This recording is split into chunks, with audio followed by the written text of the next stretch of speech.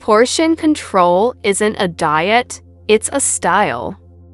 It means learning how much your body really needs in that moment. It's not a silly trick. Your brain sees a full plate and reads enough.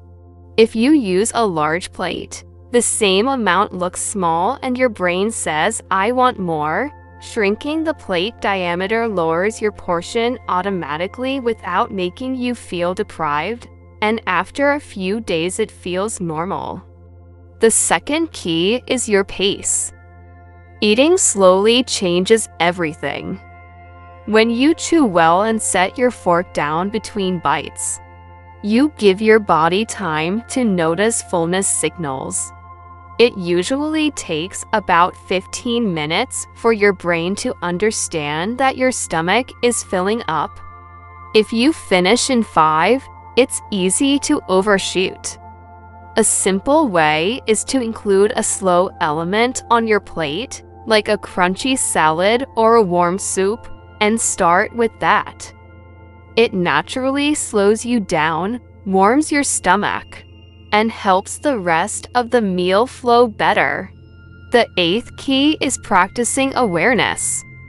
Before you start, ask yourself, how hungry am I from 0 to 10? What kind of hunger? Is it physical or emotional?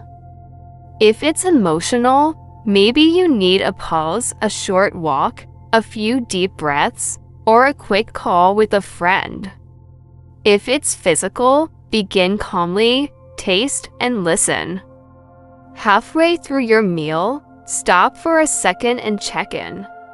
If you're about 70% satisfied, it's okay to leave a couple bites on the plate, no guilt.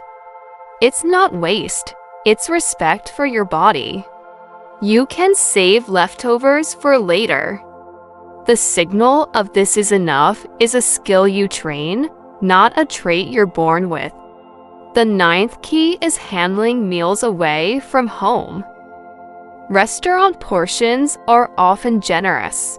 You can ask for a half portion, share with someone at the table, or request a to-go box right away and pack part of it. Order a soup or a veggie side first and start there. Choose whole grain bread if it's available, measure oil by the spoon, and keep your pace. If pizza shows up, that's fine. Chew slowly, enjoy the smell, add a side salad, and stop when your body says okay. The difference isn't the single dish, it's how you experience it. The 10th key is making room for taste without losing control.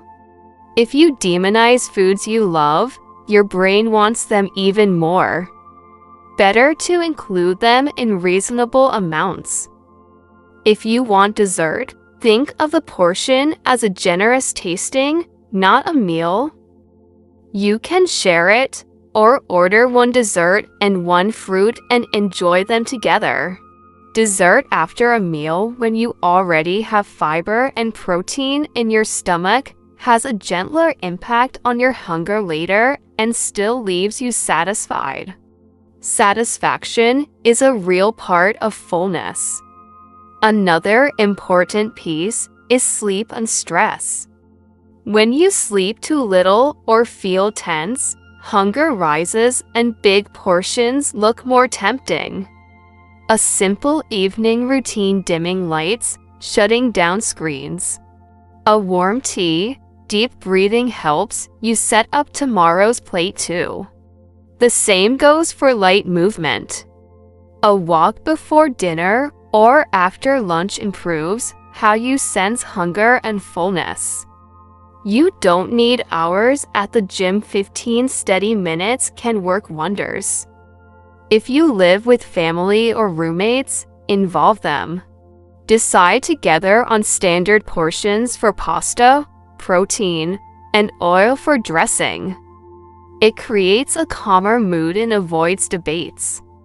You can keep measuring cups or spoons in the kitchen, but use them as training wheels at first and then go back to your eye and hand. The goal is to feel your body, not depend on tools forever. On holidays or vacations, change the tone, but keep listening. Start with veggies or broth, drink water, enjoy what you love without filling the plate to the brim. Remember, you can always have seconds tomorrow. When you drop the idea of this is the only chance, portions shrink on their own. And if one night you overdo it, you don't need to compensate by skipping everything the next day. Return to your rhythm, a simple plate, and a walk. Your body knows how to find balance. The truth is, portion control is a conversation. It won't look the same every day because we're not the same every day. Some days you need more energy, other days less. The more you observe yourself, the easier it gets to adjust quantity without rigidity. Your hand as a guide, your plate as a compass. Your pace as a metronome, water and fiber as your base, and taste as your travel buddy. With these tools, the right portion stops being a number and becomes a clear, calm feeling. If you want, pick just one thing to try today. Maybe the smaller plate at dinner, or the habit of setting down your fork, or drinking a glass of water 10 minutes before lunch. Don't do everything at once. One small habit repeated beats 10 rules followed for 2 days. When that habit feels natural, add the next one. In a few weeks, you'll notice portions taking care of themselves. You'll feel lighter, and your relationship with food will be more peaceful. I'm Nia, this is Bloomavia, and our goal is to help you feel well with simple things that truly work. Thanks for being here with me today. If you enjoyed this video, please subscribe to the channel so you don't miss our updates and the next episodes. See you soon!